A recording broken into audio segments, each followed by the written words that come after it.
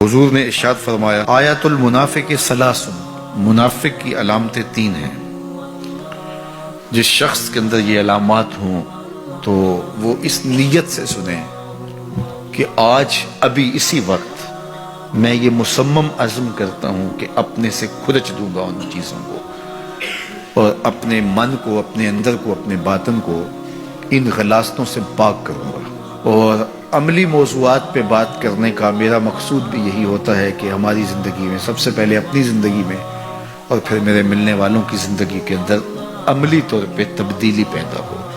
تو اس نیت کے ساتھ جب آپ سنیں گے تو اللہ برکت کرے گا۔ تو سنیے رسول رحمت نے ارشاد فرمایا صلی اللہ علیہ وآلہ وسلم نے کہ منافق کی نشانیاں تین ہیں۔ ان میں سے ایک اذا حدث کذب، جب وہ بولتا ہے تو جھوٹ بولتا ہے۔ یہ منافق کی علامتوں میں سے ایک علامت ہے کہ اس کی زبان جھوٹ کی عادی ہوتی ہے۔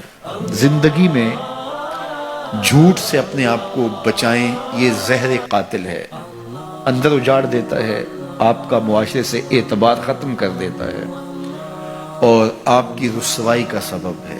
دوسرا ارشاد فرمایا وَإِذَا وَعَدَ أَخْلَفَ، جب وہ وعدہ کرتا ہے تو وعدہ خلافی کرتا ہے۔ یہ منافق کی علامت ہے کہ وہ وعدہ پورا نہیں کرتا۔ میرے حضور کسی سے وعدہ کرتے ہیں کہ تیرے آنے تک یہاں کھڑا ہوں اور وہ جا کے بھول جاتا ہے۔ میرے حضور 3 دن کھڑے رہتے ہیں، 3 دن کے بعد اچانک وہاں سے گزرا، دیکھا تو حضور کھڑے ہیں۔ بڑی شرمندگی ہوئی، ڈرتا ہوا آگے بڑھا، صرف اتنا کہا یار تو نے مشقت میں ڈال دیا۔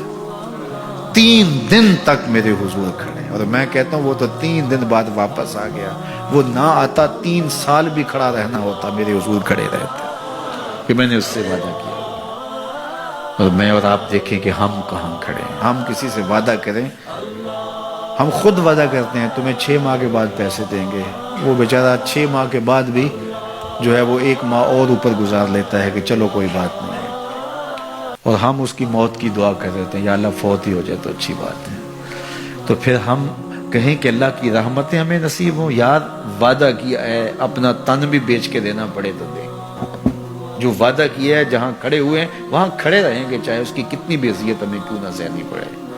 جب وعدہ کیا ہے تو پھر اس کو پورا کرو۔ تیسری بات میرے حضور نے ارشاد فرمائی وَإِذَا اؤْتُمِنَ خَانَ، جب اس کے پاس امانت رکھی جائے تو خیانت کرے۔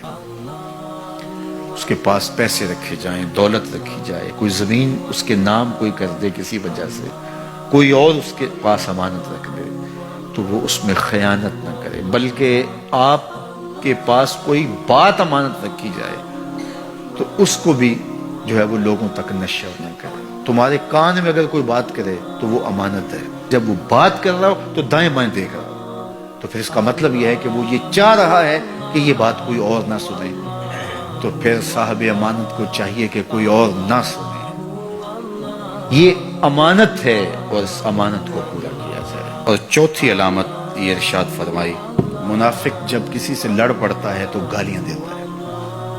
ہمارے دین نے ہمیں گالی دینے سے روکا ہے۔ اپنی زبان کی پاکیزگی اور اپنی زبان کی طہارت کا سامان کیجیے۔ آپ کسی بھی حالت میں ہوں، آپ کے اوپر کوئی کتنی بھی زیادتی کر رہا ہو، آپ کو کوئی تھپڑ بھی مار رہا ہو تو آپ اس کا مقابلہ ضرور کریں، لیکن آپ کی زبان گندی نہیں ہونی چاہیے۔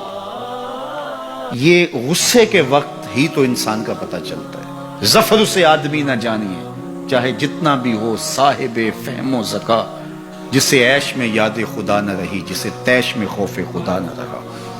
عیش کی زندگی ہو یا تیش کی زندگی، خوشی کا مرحلہ ہو یا مرحلہ غم ہو، آپ دیکھو نارمل زندگی کے اندر تو آپ معتدل ہوں گے ہی ہوں گے، لیکن جب آپ کا بیلنس خراب ہوتا ہے خوشیوں کے وفور کی وجہ سے، اس وقت پتہ چلے گا۔ یہ ہے انسان کا امتحان، یہ ہے انسان کی آزمائش۔ منافق کی علامت بتائی گئی وَإِذَا خَاصَمَ فَجَرَ، جب وہ کسی سے لڑائی کرتا ہے تو پھر گالیاں بکنا شروع کر دیتا ہے۔ یہ منافقوں کی علامات میں سے ایک علامت ہے، جب وہ لڑتا ہے تو گالیاں بکتا ہے، جھوٹ بولتا ہے، امانت میں خیانت کرتا ہے، اور عہد کرے تو اس کی پاسبانی نہیں کرتا۔ اللہ ہمیں عہد کی پاسبانی کی توفیق دے۔